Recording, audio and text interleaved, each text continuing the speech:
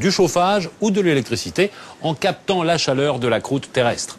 Si cela n'est pas très clair pour tout le monde, rassurez-vous, avec ce reportage, vous allez tout comprendre. Entre les factures exorbitantes de chauffage, la pollution et la nécessité de trouver de nouvelles alternatives, les énergies renouvelables ont le vent en poupe. Parmi elles, on trouve la géothermie. Mais savez-vous exactement ce que c'est la géothermie? Géothermie? Je sais même pas ce que ça veut dire. Géothermie. Thermie, température, géotherme, non, voilà, c'est tout ce que ça veut dire.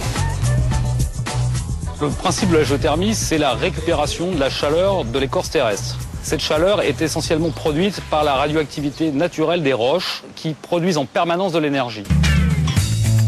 Dans la commune de Chevilly-la-Rue, on utilise la géothermie depuis plus de 20 ans. C'est devenu le plus grand réseau géothermique d'Europe qui dessert 20 000 foyers. Et tout commence par un gigantesque forage dans les profondeurs de la Terre. Alors nous sommes ici devant le puits de production géothermique de Chevilly-la-Rue. Vous voyez le petit geyser d'eau qui sort. Eh bien, il s'agit d'eau qui provient de 2 km de profondeur. C'est une eau préhistorique en fait. C'est une eau qui vient d'un réservoir de la période Jurassique. Donc grâce à ce forage, nous remontons de l'eau à près de 75 degrés et nous allons récupérer la chaleur de cette eau pour la distribuer dans la ville et fournir le chauffage et l'eau chaude sanitaire pour les habitations. Donc l'eau chaude qui est remontée par le forage que nous venons de voir est ensuite amenée dans la centrale, va passer dans ces échangeurs thermiques. L'eau géothermale va céder sa chaleur à l'eau du réseau urbain. L'eau géothermale qui a été donc refroidie, puisqu'elle a cédé sa chaleur, va ensuite être réinjectée dans son réservoir géologique d'origine à partir de ces pompes qui sont donc des pompes de réinjection. La chaleur est ensuite distribuée dans la ville à partir de ces pompes qui sont les pompes de circulation du réseau urbain. Un système astucieux qui présente un véritable intérêt écologique, puisqu'à Chevilly, on évite ainsi de rejeter 40 000 tonnes par an de gaz à effet de serre.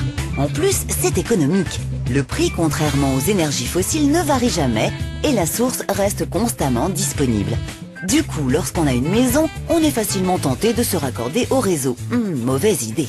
Le réseau de chauffage urbain n'est pas fait pour alimenter des habitations individuelles. En tout cas, en l'état actuel du prix de l'énergie. Parce que les frais d'investissement, de branchement, de canalisation sous les routes ne peuvent s'amortir que sur des échelles d'utilisation importantes. Heureusement, pour les maisons individuelles, il existe d'autres systèmes de géothermie qui fonctionnent sur le même principe. On utilise alors une pompe à chaleur, une sorte de grosse boîte qui se prend pour un réfrigérateur. Un frigidaire, c'est quoi? Il va puiser l'énergie, la chaleur qui est dans les aliments que vous voulez mettre au frais. Et il va transférer cette énergie à l'arrière de votre frigidaire. Tout le monde a déjà vu qu'à l'arrière du frigidaire, c'est chaud.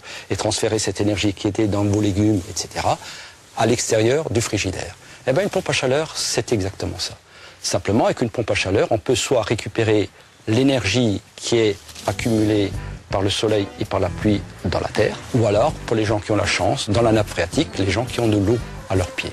Et cette énergie est transformée ensuite en chaleur pour chauffer la maison.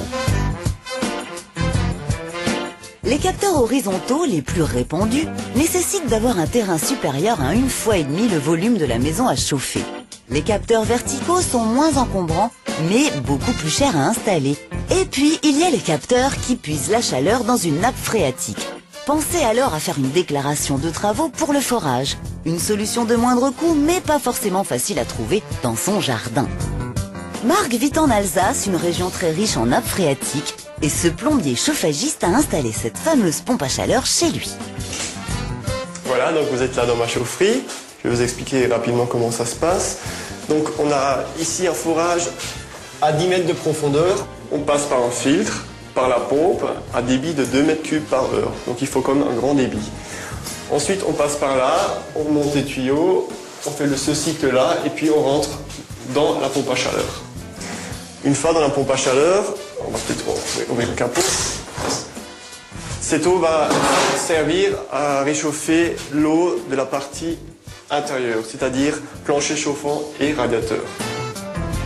L'avantage, c'est qu'il y a très peu d'entretien puisqu'on ne salit rien, c'est pas comme du gaz ou du fioul où il y a une certaine crasse qui se met en place. Là, c'est que de l'eau et de l'électricité, donc il n'y a pratiquement pas d'entretien à faire. Par rapport à une installation classique, le surcoût est de 30%. Il faut compter 30 000 € en moyenne pour l'achat et la pose du système. Heureusement, outre le crédit d'impôt de 50%, en général, il faut 2 à 3 ans pour rentabiliser son investissement. Effectivement, on a une installation plus chère qu'une autre installation, que ce soit fuel ou gaz ou autre chose. Mais par contre, après, à l'utilisation, la consommation, on arrive à des consommations de 500 € sur l'année. Ouais, alors une maison qui fait 180 mètres carrés en gros. Hein. Voilà. Alors que par exemple, lorsqu'on était en train de faire les travaux, on n'avait pas encore le chauffage qui était installé. On avait de simples radiateurs, Ouais. tout ce qu'il y a de plus classique. Et on s'est retrouvé avec une facture par exemple de 500 € pour 2 mois. Donc effectivement, le calcul a vite été fait. Hein. Ensuite, c'est vrai que de notre côté, il y a également tout l'aspect écologique. Donc si on peut être bien chez soi tout en faisant pas trop de mal à l'environnement, c'est l'idéal. Une énergie renouvelable, propre, disponible en permanence et presque partout et en passe de devenir bon marché. Décidément, la géothermie n'a pas fini de faire parler d'elle.